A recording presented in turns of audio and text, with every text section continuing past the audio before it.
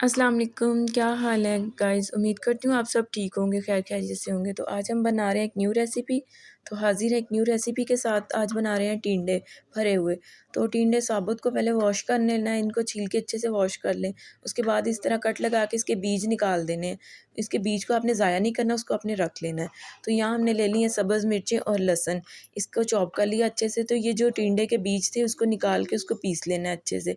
तो ये देखिए इस तरह मैंने निकाले हैं, चम्मच की मदद से निकाल लिए। तो ये बीज इनके इस तरह पीस के अच्छे से रख लेने हैं।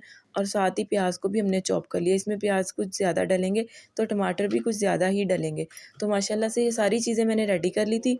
तो इधर मैं बनाने लगी थी अब टिंडे। तो आप हमारे साथ साथ रहिएगा और पूरी रेसिपी आपने देखनी है। तो ये मैंने ऑयल गर्म होने के लिए रख दिया था कढ़ाई में डाल के। इसमें मैं डाल रही थी अब प्याज। तो माशाल्लाह से ये बहुत ही मज़े के बनते हैं और हमें तो घर में सबको बहुत पसंद है। जो भी कहे कि टिंडे नहीं खाने, आप इस तरह बनाएँ तो इंशाल्लाह इंशाल्लाह ज़रूर पसंद आएँगे।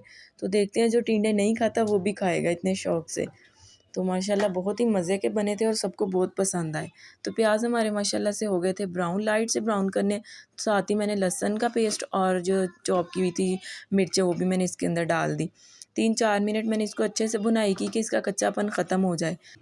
आपने इसको तेज़ आंच पे नहीं बनाना, बिल्कुल हल्की-हल्की आंच पे इसको इस तरह फ्राई करते रहें। जब देखा कि अच्छे से सब्ज़ मिर्चें और लहसुन हो गया फ्राई, तो अब इसमें हम डाल रहे थे बीज, जो निकाल के मैंने पहले ही पीस के रख लिए थे। आपने इनके बीज को ज़ाया नहीं करना क्योंकि इसके साथ काफ़ी ग्रेवी सी मसाला बन जाता है और बहुत ही टेस्टी बनता है। तो ये देखिए अब मैंने बीज भी डाल दिए थे इसके अंदर ही। तो इनको भी इसी तरह हल्की-हल्की आंच पे बनाना है कि इनका पानी खुश्क हो जाए।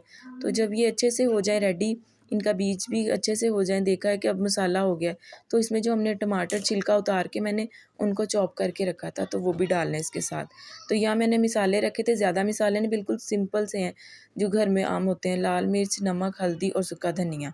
तो वो मैंने इसको डाल के अच्छे से मैंने वो भी इसको अच्छे से ना फ्राई कर लिया था। तो ये देखिए साथ ही मैं डाल रही थी टमाटर का पेस्ट, जो मैंने आपको बताया छिलका उतार के उसको मैंने पेस्ट बना के रखा हुआ था।